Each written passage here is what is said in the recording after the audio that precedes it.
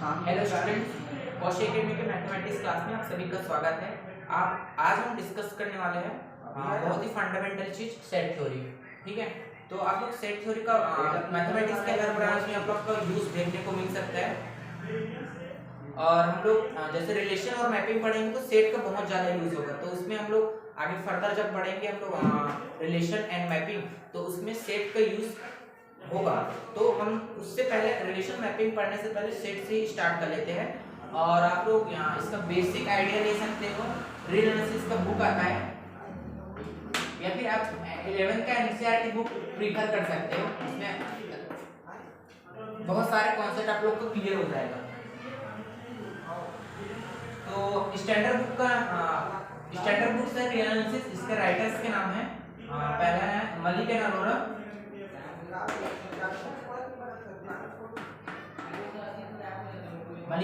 Second है MP पाली, third है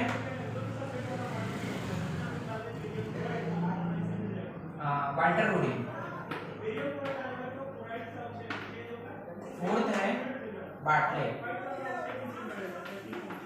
ठीक है, अगर आप स्टार्टिंग में हैं और बेसिक पढ़ रहे हैं तो आप लोग ये दोनों बुक प्रीफर कर सकते हो। देन आफ्टर इसके बाद ये कर सकते हो।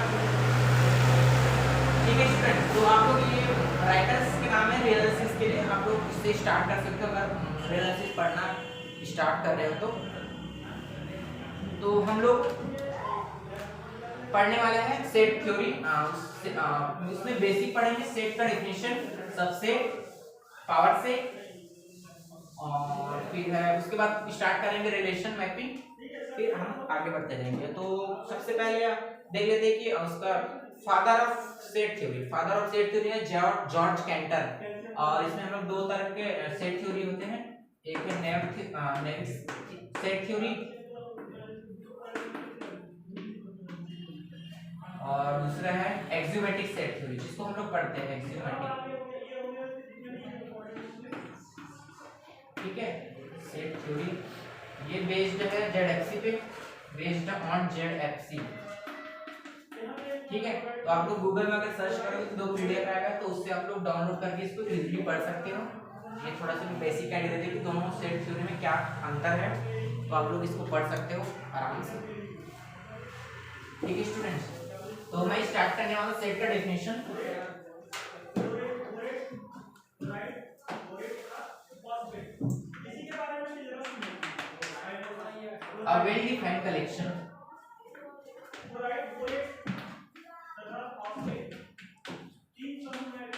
A well-defined collection of distinct objects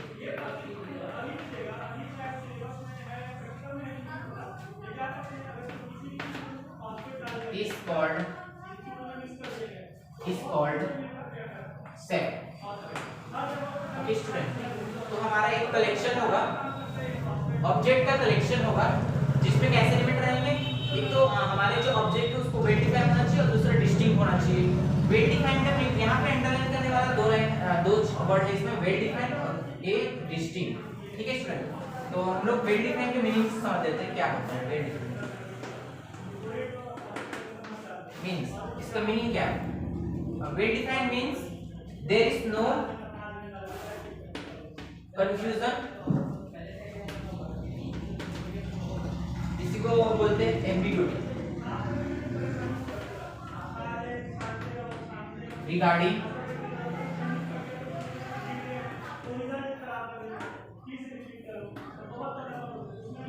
inclusion और एक्सक्लूजन एंड एनी ऑब्जेक्ट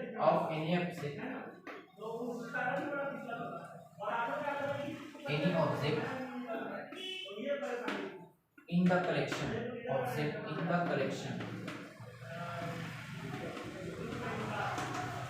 ठीक है। डिस्टिंक्ट मतलब ये होता है कि उसमें रिपीट नहीं होना चाहिए। ठीक है स्टूडेंट, तो जैसे हम लोग सेट का एग्जांपल करेंगे तो उसमें से वेल डिफाइंड का मीनिंग भी आप लोग को अच्छे से क्लियर हो जाएगा। तो ये सिंपल से कि हमको कोई भी अपने कलेक्शन है उसमें से कोई भी ऑब्जेक्ट को निकालने और रखने में उसमें हमको कोई कंफ्यूजन नहीं होना चाहिए। फॉर एग्जांपल जैसे मैंने कोई सेट कलेक्शन लिया है, सेट कलेक्शन लिया मैंने, collection of all good boy, ठीक है स्टूडेंट।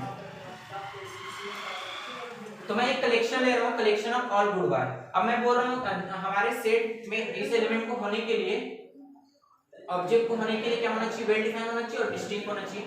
डिस्टिंक्ट तो हो ही जाएगा, तो हम अब दूसरा चीज है वेल डिफाइंड, क्या वेल डिफाइन है कि नहीं, तो हमारा फोकस इस पे जाना चाहिए, गुड बॉय, क्योंकि हमारा ऑब्जेक्ट यही है ना, गुड बॉय, ठीक है।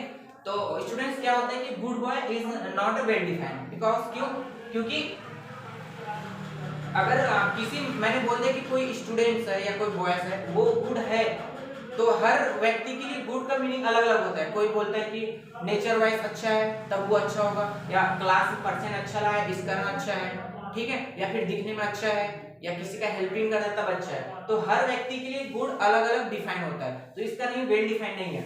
अब जैसे मैंने कलेक्शन लिया है सेट ऑफ ऑल वॉवेल्स, और जनरली सेट को हम लोग कैपिटल लेटर से डिफाइन करते हैं और उसमें जो ऑब्जेक्ट लिखते हैं उसको स्मॉल लेटर से। तो मैंने ए से डिफाइन किया, ए ई आई ओ यू, ठीक है स्टूडेंट। आप कहीं भी चले जाओ, विश्व में कहीं भी चले जाओ, तो ए को ई पढ़ेंगे, ई को ई पढ़ेंगे, आई को आई पढ़ेंगे, ओ को ओ ही पढ़ेंगे, यू को यू ही पढ़ेंगे, ठीक है। तो इसमें हमको कोई कंफ्यूजन नहीं है इस ऑब्जेक्ट को यहाँ पे लिखने में और यहाँ से निकालने में, ठीक है, ठीक है स्टूडेंट्स। तो ये हमारा क्या होगा, वेल डिफाइंड भी और डिस्टिंक्ट भी, तो ये हमारा सेट होगा, ठीक है स्टूडेंट्स। और एक आता है नल सेट, सुने होंगे आप लोग के नल सेट, ठीक है, इसी को बोलते हैं व्हाइट सेट, इसी को बोलते हैं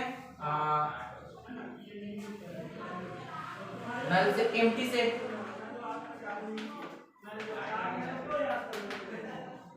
तो एम्प्टी सेट कलेक्शन, जो एम्प्टी सेट का कलेक्शन रहता है वो हमेशा वेल डिफाइन रहता है, क्योंकि इसमें से कुछ है ही नहीं इसमें, तो इसमें से कुछ निकालने के लिए हमको कुछ वेल डिफाइन ऐसा वर्ड यूज करना ही पड़ेगा, क्योंकि एवरीथिंग इज एक्सक्लूडेड। यहाँ से हम लोग हर चीज को निकाल सकते हैं क्योंकि इसमें कुछ है ही नहीं, जैसे कि क्योंकि इसमें कुछ एलिमेंट है ही नहीं, तो इसको निकालने और रखने में हमको कोई कंफ्यूजन नहीं होगा। तो ये वेल डिफाइन है, ऑलरेडी वेल डिफाइन होता है। जैसे कि जब चोरी नहीं हुआ तो हम चोर की बात कैसे करें, उसी टाइप का इसमें कॉन्सेप्ट होता है। तो ये नल डिफाइन को हम लोग डिनोट करते हैं इस टाइप का सिंबल से, या फिर ये फाइव, ये फाइव है, दिस इज नॉट फाइव, ये डेनिश लैंग्वेज का अल्फाबेट है, तो हम लोग फाइव को इससे डिनोट करेंगे। तो आप लोग थोड़ा सा डिफरेंस पता होना चाहिए कि ये क्या है, ठीक है। तो ये हम लोग ये फाइव का नोटेशन है, एक्चुअल नोटेशन फाइव। और एक चीज है, कोई एलिमेंट सेट में है या नहीं उसको मैथमेटिकली कैसे लिखते हैं, बहुत बेसिक सा चीज है, सबको पता होगा कि x बिलोंग्स टू, इसको पढ़ते हैं बिलोंग्स टू a, कोई एलिमेंट सेट में है, इसको इसका मीनिंग क्या होता है, x is an element of a, ठीक है, मतलब x a का अवयव है, x does not belongs to a, इसका मतलब है कि x is not an element of a, इसका मतलब है कि x a का अवयव नहीं है, ठीक है स्टूडेंट्स। और पढ़े होंगे सेट में हम लोग रोस्टर फॉर्म,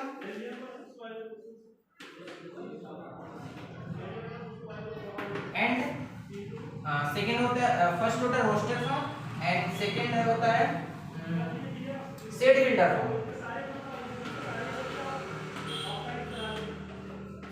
ठीक है स्टूडेंट। तो रोस्टर फॉर्म में क्या होता है, इसी को बोलते हैं रोस्टर फॉर्म को लिस्टिंग और टेबुलर फॉर्म भी बोलते हैं, इसी को लिस्टिंग और टेबुलर फॉर्म,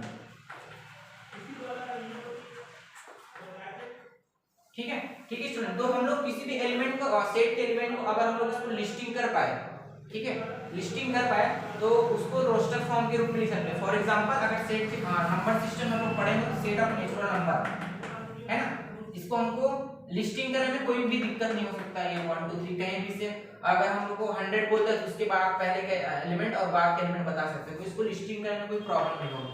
4 5 6 होता है set natural number, set of natural number. ठीक है स्टूडेंट, पूरे हम लोग जो पूरा पढ़े रियल एनालिसिस पढ़ेंगे उसमें नेचुरल नंबर को स्टेप पर डिनोट करेंगे। इसको बोलते हैं set of natural number, set of natural number. ठीक है, काउंटिंग भी यही से स्टार्ट हुआ था। अगर आप लोग को अगर मन में कंफ्यूजन है कि 1 2 3, जैसे कि हम लोग को आदि मानव के टाइम था तो उन लोग को काउंटिंग पता नहीं था, तो काउंटिंग उन लोग को पता नहीं था तो उन लोग कैसे काउंट करते थे, इस पर थोड़ा सा ध्यान देंगे। अगर आप लोग के कई पढ़े होंगे तो उसमें आता है गोल्डस्टोन रूल, है ना, क्योंकि हम लोग जब पढ़े थे हमको तो पता है 1 2 3 4 काउंटिंग का, ठीक है, लेकिन आदि मानव के टाइम में क्या था, हम लोग को काउंटिंग नहीं पता था, तो उसमें एक था गोल्डस्टोन रूल, गोल्डस्टोन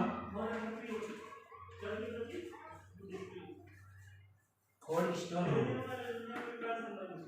ठीक है, जैसे कि एक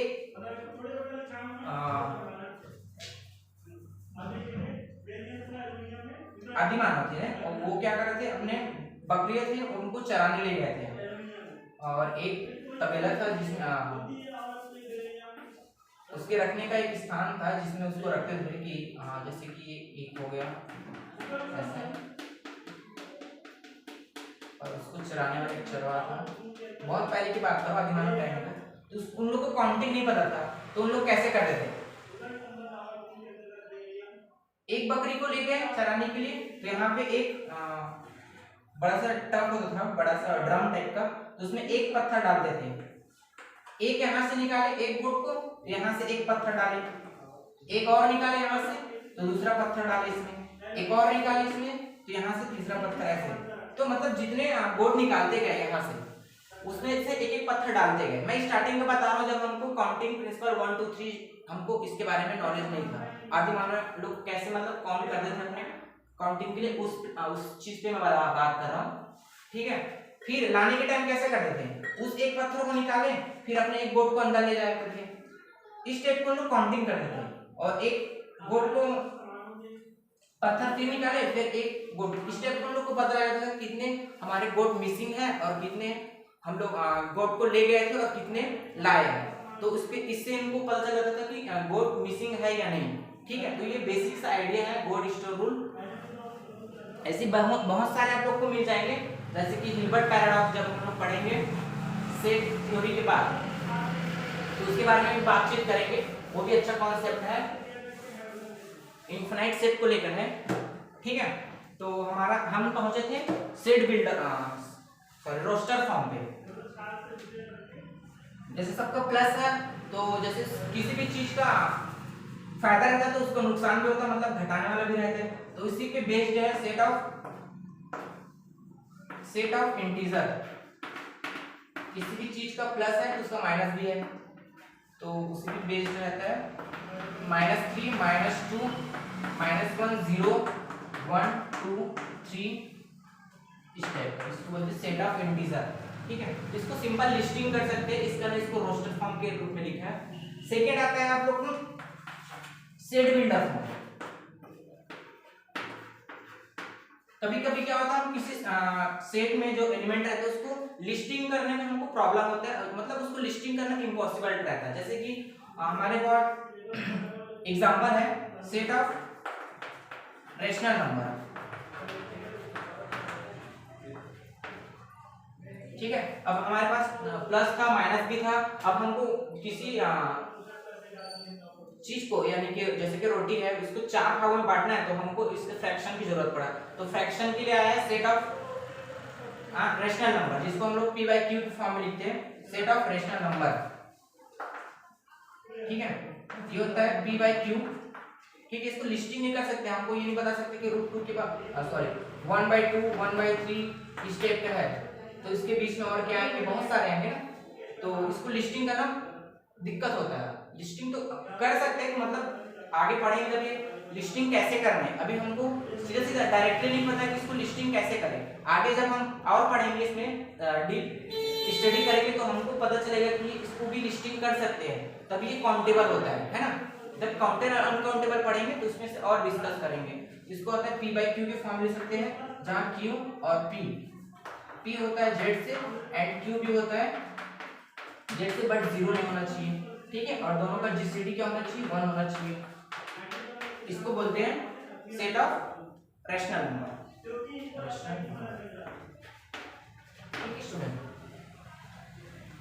ये सेट ऑफ नेचुरल नंबर होता है, जिसको p बाई q के फॉर्म में लिख सकते हैं, उसको बोलते हैं सेट ऑफ इरेशनल नंबर। और सेट ऑफ रेशनल और इरेशनल नंबर का जब हम यूनियन करते हैं तो हमको मिलता है सेट ऑफ रियल नंबर, ठीक है स्टूडेंट।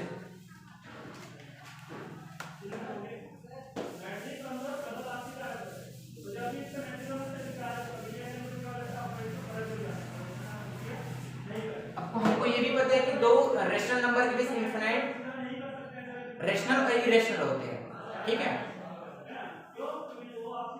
तो उसके बाद आता है सेट ऑफ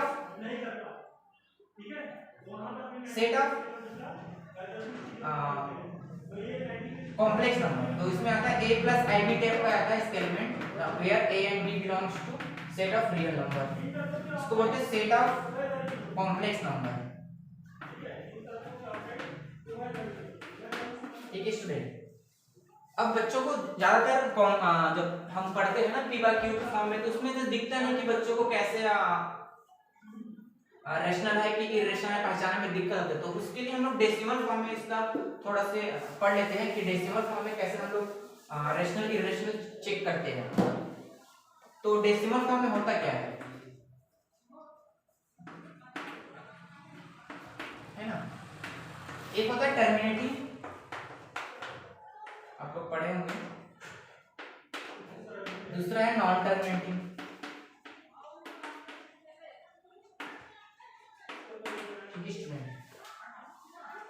अगर टर्मिनेटिंग है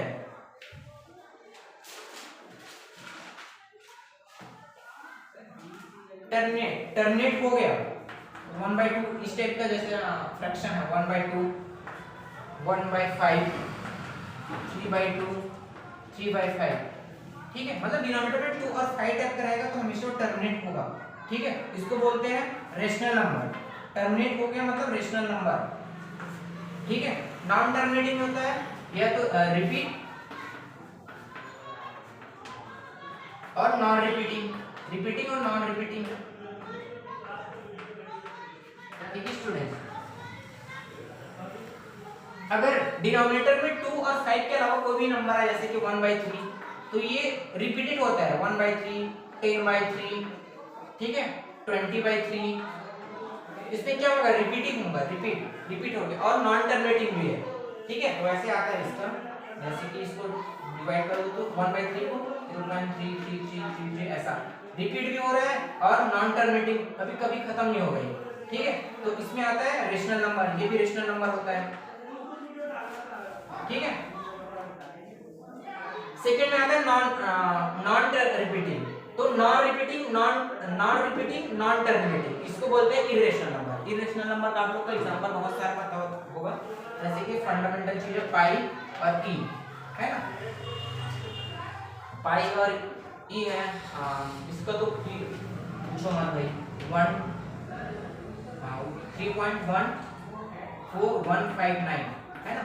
इसीलिए पाई डे भी मनाते तो 14 मार्च को मनाते हैं 1:59 पे, ये भी है थोड़ा सा।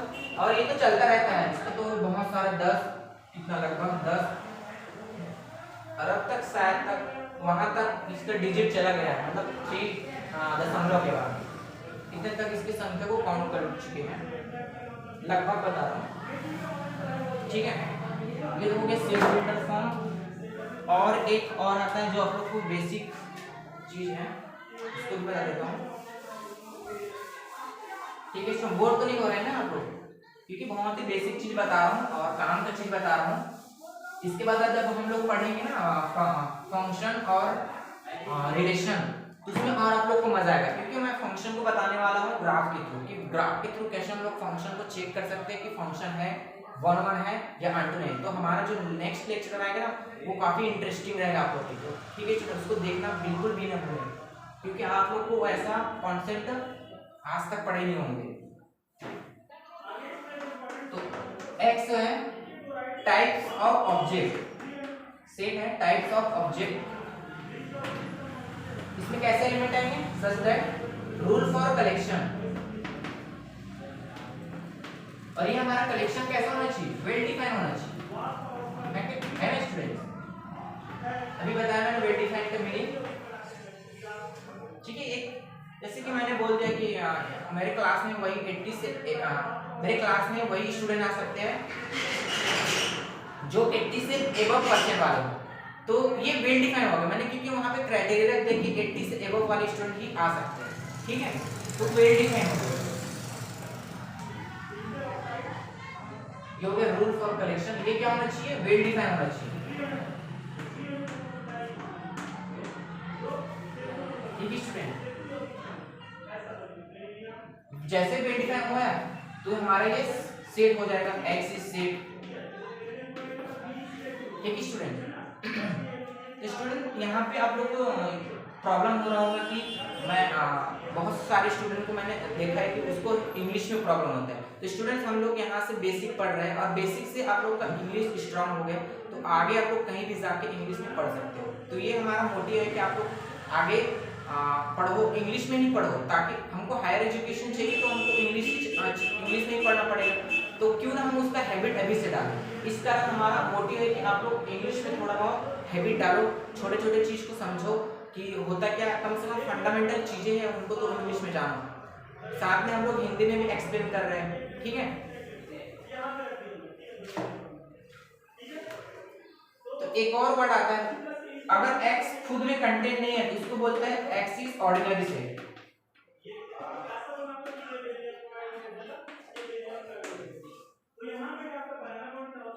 ठीक है। और x खुद में कंटेन हो गया, जैसे कंटेनर होता है या फिर बड़ा सा बर्तन ले लो, x इज एक्स्ट्रा ऑर्डिनरी,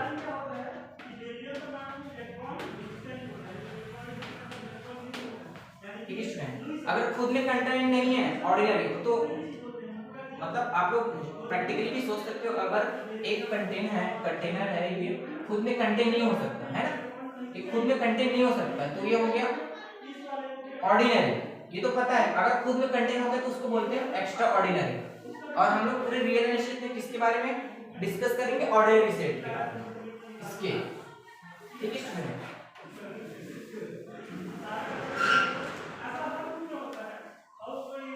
और जब अब इस पे थोड़ा से फोकस कर लेते हैं, ये बताना कैसा होगा, ठीक है। तो x है मैंने, x belongs to natural number such that x is even for x less than 10। तो इसमें कैसे एलिमेंट आएंगे स्टूडेंट, सभी वेल डिफाइंड है क्योंकि नेचुरल नंबर में है, ठीक है। तो नेचुरल नंबर से ऐसे एलिमेंट लेना है जो 10 से छोटा हो, ये हमारा कंडीशन है वेल डिफाइंड का, ये हमारा कलेक्शन रूल, कलेक्शन के लिए रूल है ये, तो इसको फॉलो करना चाहिए। और टाइप्स ऑफ ऑब्जेक्ट मतलब ऑब्जेक्ट कहां से लेना है, नेचुरल नंबर से लेना है, और कैसे नेचुरल नंबर लेना है, जो 10 से छोटा हो प्लस इवन हो, ठीक है स्टूडेंट। तो आप लोगों को पता होगा नेचुरल नंबर में तो 0 नहीं आता, तो 0 तो नहीं आएगा, 10 से छोटा लेना है स्टूडेंट, ठीक है। तो 1 यहां से देख लेते हो, 1 2 3 4 5 6 7 8 9 10, 10 स्ट्रिक्टली है तो 10 की जरूरत नहीं, तो यहाँ से हम लोग देख लेते हैं कि कौन कौन से इवन है, 2 है 2 आएगा, 4 है 6 है 8 है, ये आएगा अपना सेट में, ठीक है। वेल डिफाइंड है, डिस्टिंक्ट है, तो हमारा सेट के एलिमेंट, ठीक है। तो हमारा क्या हो जाएगा ये, तो यहाँ पे क्या हो गया, x does not belongs to x, और x हमारा क्या है, नेचुरल नंबर है ना, तो x खुद में कंटेन नहीं कर रहा है, तो हमारा सेट क्या हो जाएगा, ordinary set, x is an ordinary set, ठीक है स्टूडेंट, सिंपल सा है। और एक चीज देख लेते हैं,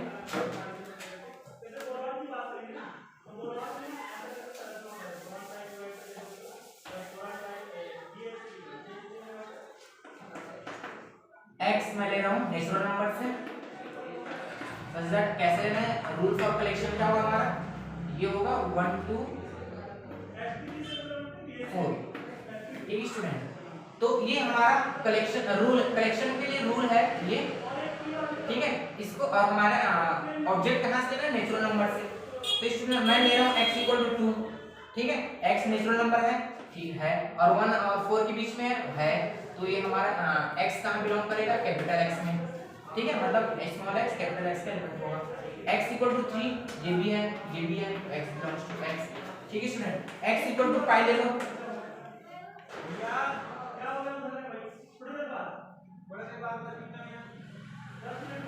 x इक्वल टू पाई, तो ये नेचुरल नंबर नहीं है, हाँ नेचुरल नंबर नहीं है, बट 1 और 4 के बीच में है, ठीक है। तो दोनों डिस्ट्रिक्ट क्या होना चाहिए, इसको फॉलो करना चाहिए, इसको दोनों को, ठीक है। एक भी फॉलो हो गया तो हमारे सेट में नहीं जाएगा, मतलब x does not belongs to x, ठीक है। x इक्वल टू रूट 5 ले लो, रूट 20 ले लो, ठीक है। ये तो नेचुरल नंबर नहीं है, ठीक है, और 4 से भी ज्यादा है, तो ये भी नहीं है, तो x does not belongs to x, ठीक है स्टूडेंट। तो ये सिंपल सा सेट का एलिमेंट कैसे आएंगे, कैसे उसके रूल को फॉलो करना चाहिए, और ऑब्जेक्ट किस टाइप के आएंगे, ये सिंपल सा चेक करने का मेथड है। तो आप लोग देख लेना, बहुत सी फंडामेंटल चीजें ये। इरेशनल का एग्जांपल शायद भूल गया था, तो इरेशनल के एग्जांपल में ये भी आता है रूट, जहां p इज प्राइम नंबर है ना, रूट 8, ठीक है स्टूडेंट। तो आप लोग को होमवर्क देता हूं मैं, आप लोग बताना, ये तो सब आपको पता होगा कि दो रेशनल नंबर को ऐड करने पे रेशनल देगा, या एक इरेशनल और रेशनल क्या देगा, प्रोडक्ट क्या देगा, रेशनल और इरेशनल का। ये सब आप लोग के लिए होमवर्क है, आप लोग इसको ट्राई करना, क्योंकि ये बहुत जरूरी है, ठीक है स्टूडेंट्स। क्योंकि आप लोग ये तो पढ़े होंगे कि रेशनल इरेशनल क्या होता है, रियल कॉम्प्लेक्स, ये करके ट्राई करके देखना, ये बहुत बेसिक ये सबको पता होना चाहिए एक्चुअली में, ठीक है स्टूडेंट। तो ये होमवर्क है आप लोग के लिए, ये ट्राई करना, ठीक है।